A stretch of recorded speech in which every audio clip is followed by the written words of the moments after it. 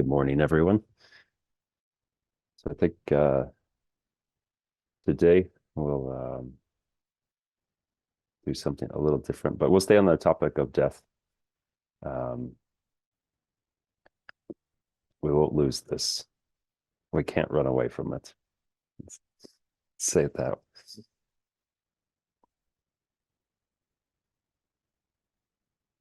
So we just prepare ourselves by finding a good posture, getting comfortable. Sometimes it's easy in the morning because we're kind of relaxed, getting out of bed, and we haven't developed all the stress of the day, and it's not sitting in our body. But other times, maybe we are still carrying some stress from the days before. So we need to just check our posture.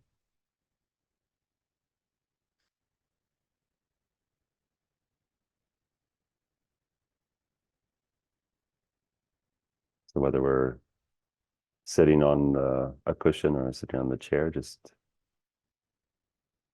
checking our legs, our feet, making sure that they're comfortable.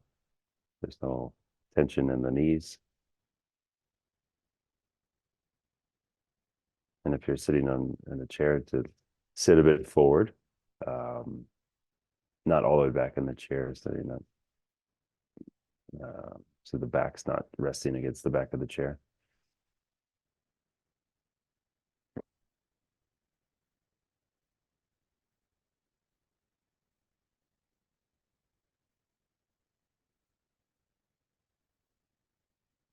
Making sure our spine is as straight as possible.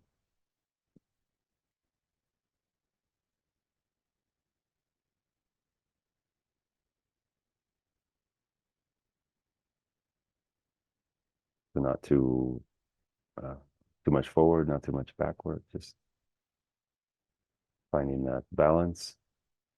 And then should be relatively straight all the way up through the neck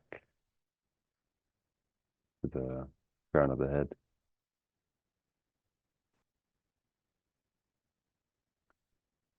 And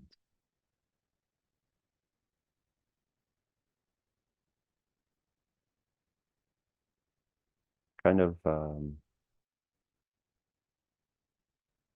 the head tilts a bit forward, like the chin tucks in a bit, and then it allows that spine to be a bit straighter.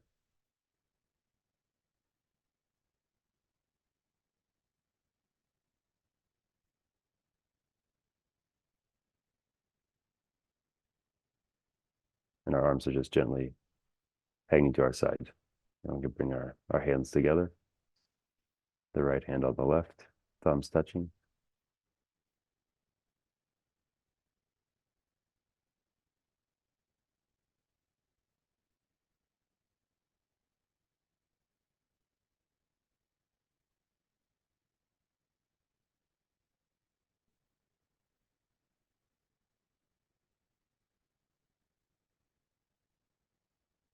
And then we bring our awareness to our breath.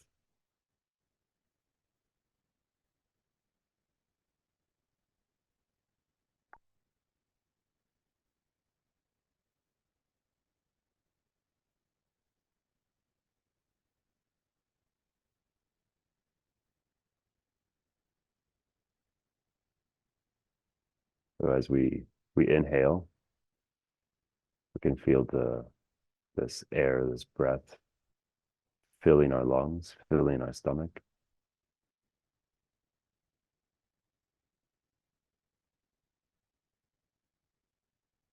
And then when we exhale, all of that air is being released.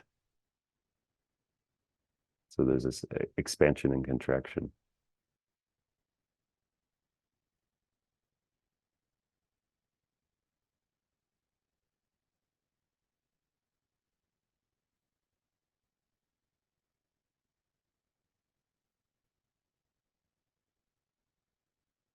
We can actually experience the breathing of the entire body.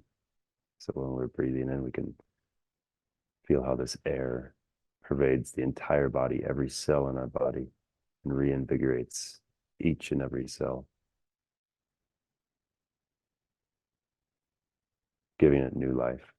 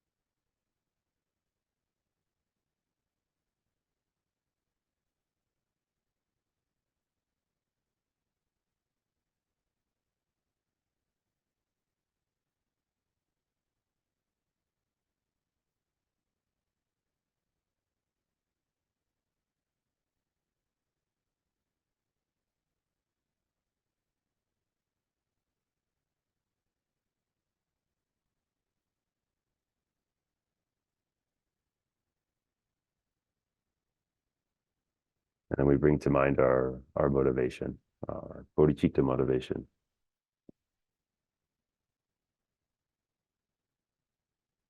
So we're practicing, we're meditating, we're contemplating to develop our minds, to become better people, not just for ourselves, but for the sake of every single living being that exists. It's all the worms and the spiders, the tigers, and the humans.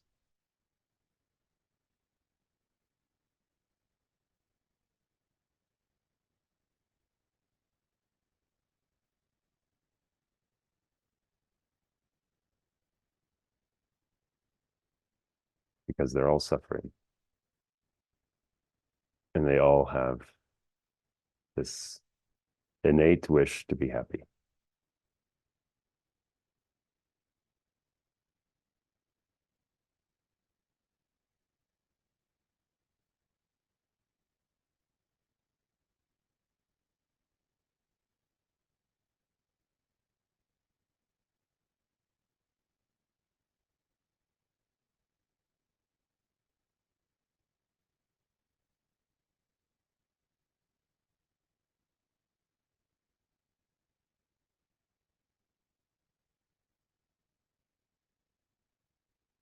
And now we can imagine or visualize that there's a Buddha about 6 feet in front of us at the level of our forehead.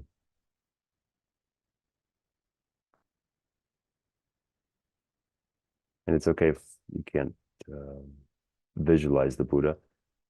Just feel the presence of the Buddha. So there's this enlightened mind that's completely omniscient and has a loving heart full of compassion.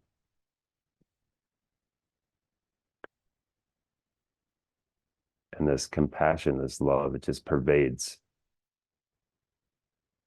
from the Buddha. So you can just feel this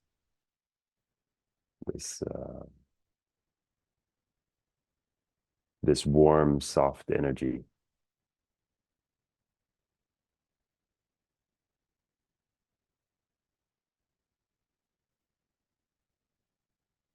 The presence of the Buddha mind.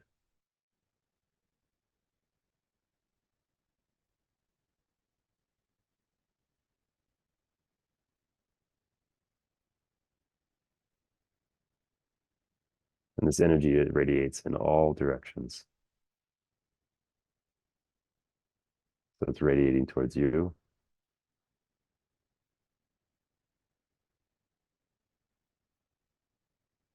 It's radiating left, right, backward, forward, up, down, everywhere.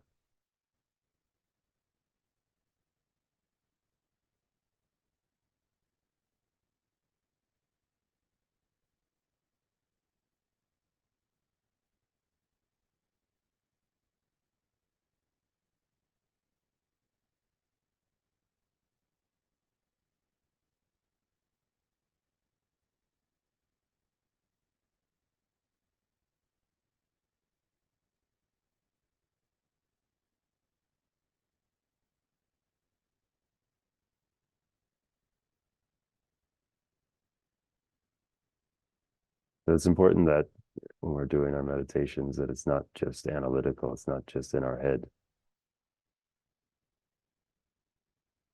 but we're bringing it into our heart. We're feeling it, we're experiencing it.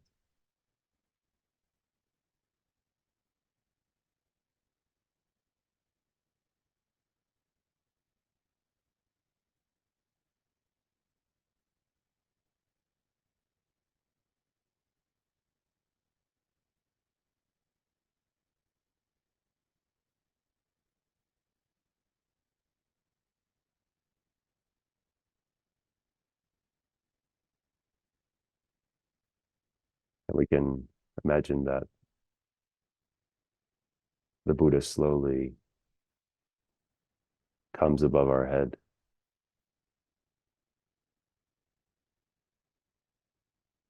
This bright white light, full of love and compassion.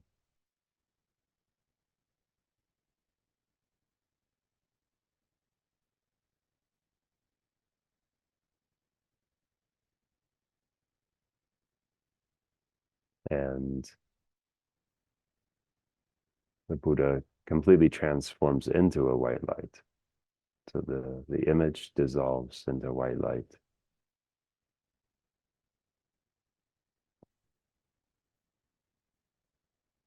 And it shrinks and gets smaller and smaller.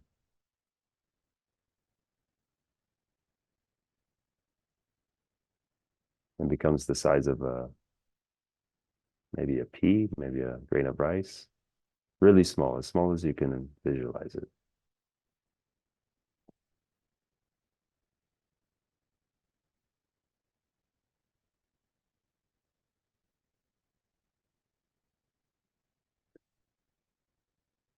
You can imagine that this grain of rice, it starts to descend and it enters the crown of your head.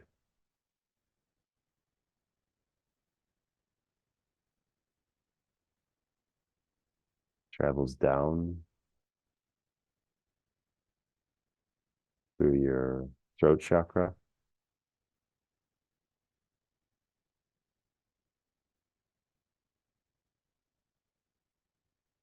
And as it's traveling, you can feel this love and compassion, just gently traveling down, and it comes to rest right at the middle of your chest or your heart.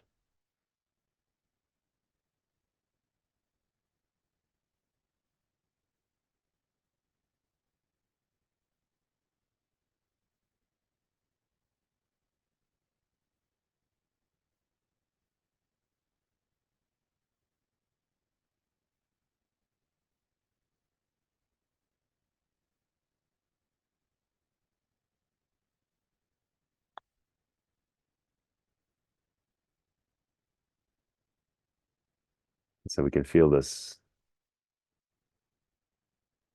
warmth, this love, uh, and compassion, just sitting there at our heart, and it expands into all the cells of the body.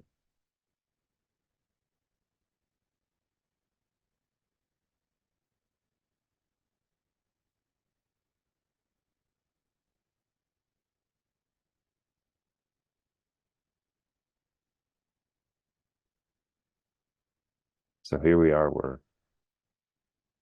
we're connected to this Buddha mind, this love and this compassion. Compassion for all the sentient beings in the entire universe, all the realms.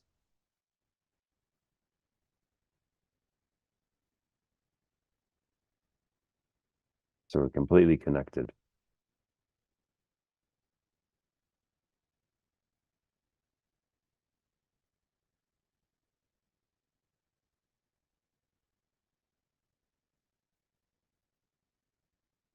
So there's no us and there's no them. It's just all one.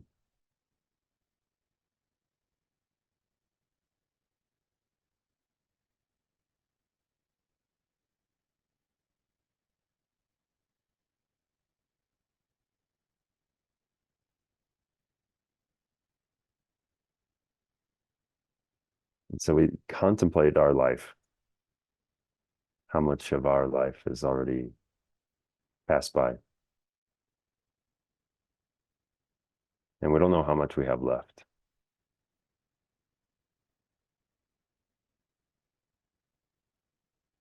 But whatever there is left, a lot of it will spend sleeping, doing necessary tasks. We'll probably spend a lot of our time arguing about things that are rather insignificant.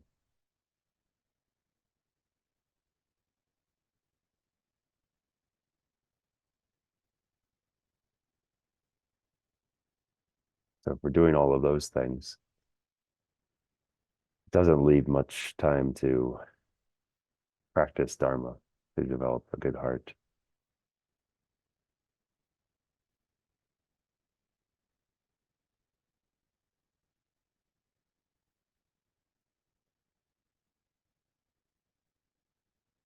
Because when we examine our day, we we spend most of it doing trivial tasks.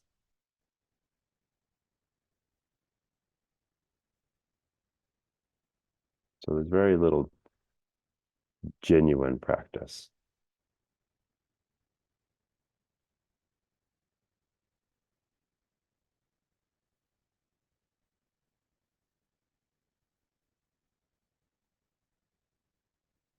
So if we can see this and see how little time there is left for the practice,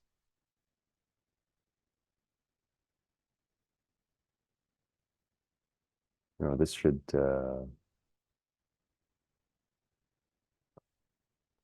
develop like this urge, right?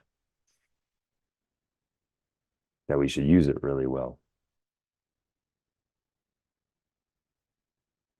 We have to use this precious time.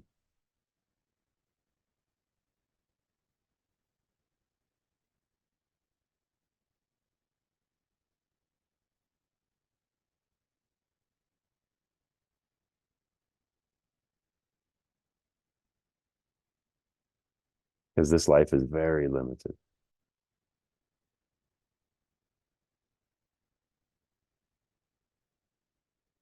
It's limited in time.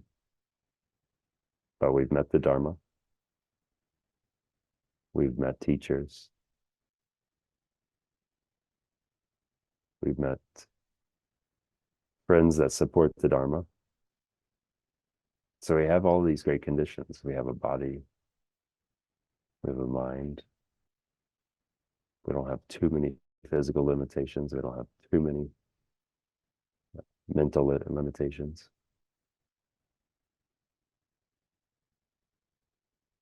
So we have all the things that we've talked about, right? We have all these faculties. We have all this potential.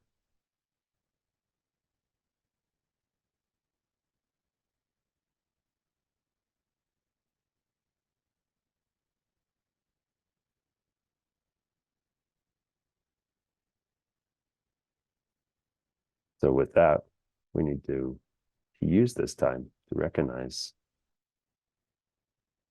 what we have and how precious this time is. And use this time in a positive way.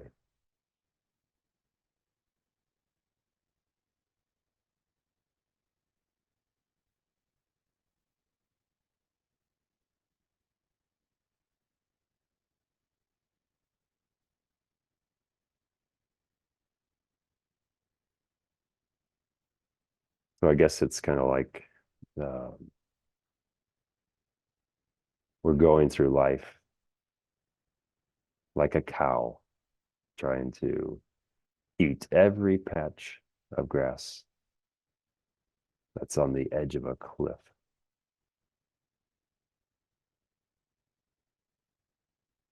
So we're involving ourselves uh, in one worldly situation after another. We're trying to get something out of it, or grasping at it. And eventually we fall off the cliff.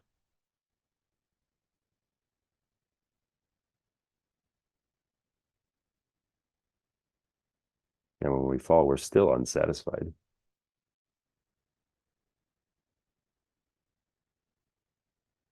Or maybe we do get that one thing we always wanted, and then we fall. But it doesn't matter, we fell.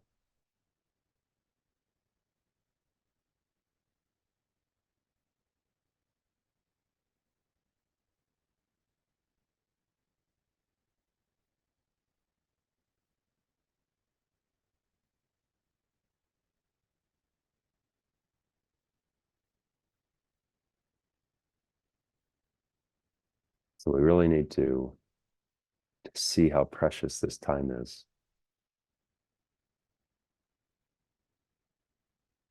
and recognize that so much time has already passed. We don't know how much is left, but it is limited.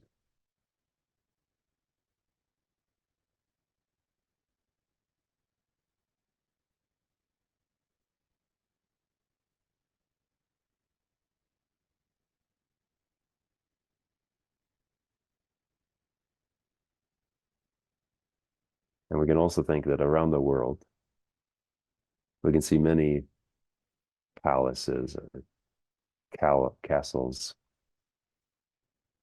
and they belong to these kings and queens.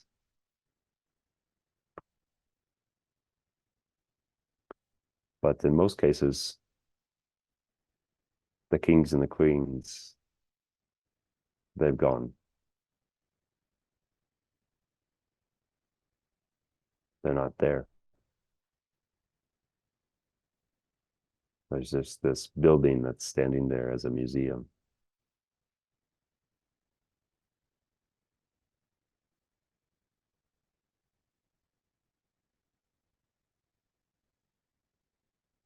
So we must be able to see that everyone is mortal, including ourselves.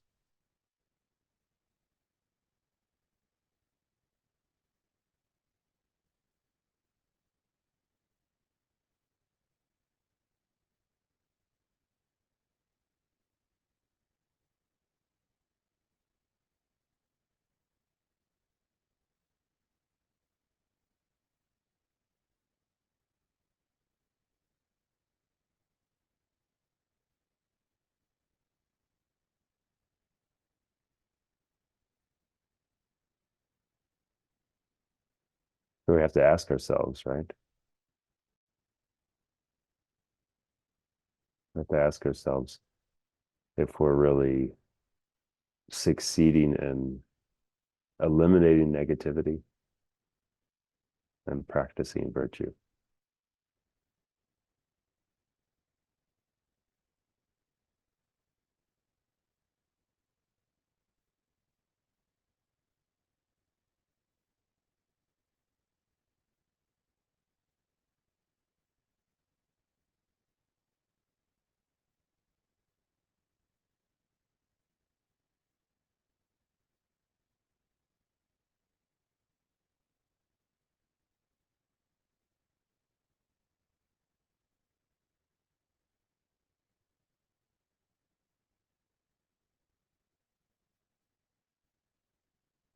So if we're living this life where we're eliminating negativity and we're practicing virtue, then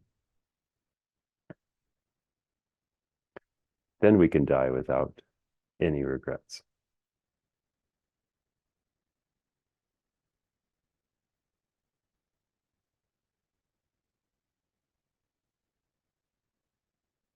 Then we know that we've used this life to the best of our benefit and the benefit of all sentient beings.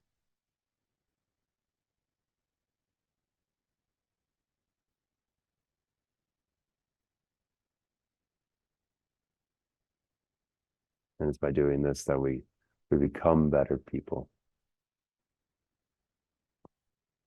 And we create the causes, the karma to be born in a God realm or be born as a human again.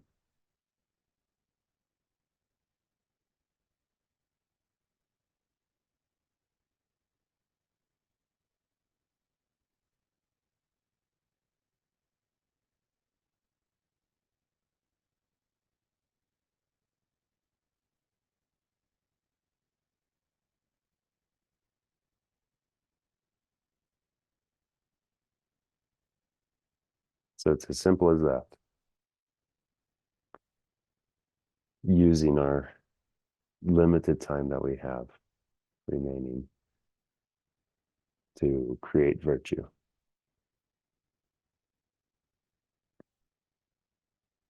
Or simply to not cause any harm.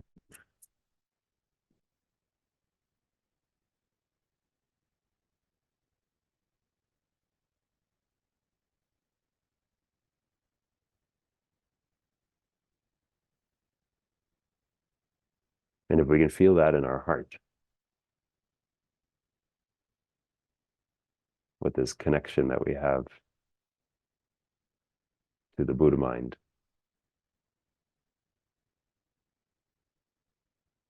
then we can really do it. And it becomes a connected activity or activities filled with joyous passion.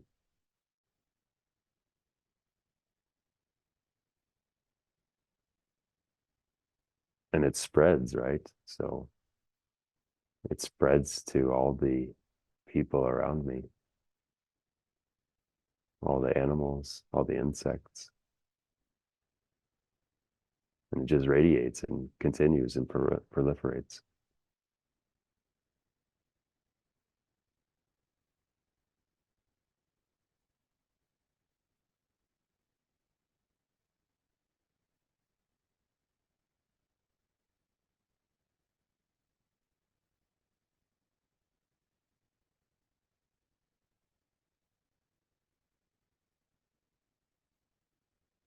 And so we can dedicate for all of those beings, all of the suffering humans, friends and family that might have illness, um, all the animals that are also suffering with illness, trying to survive the winter.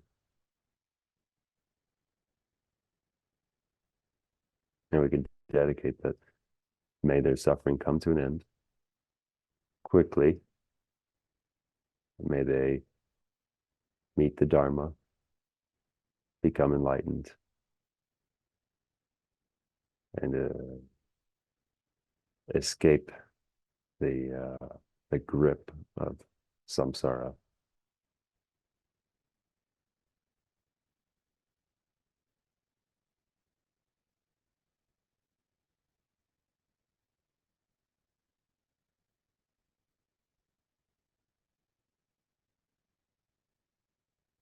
Thank you very much.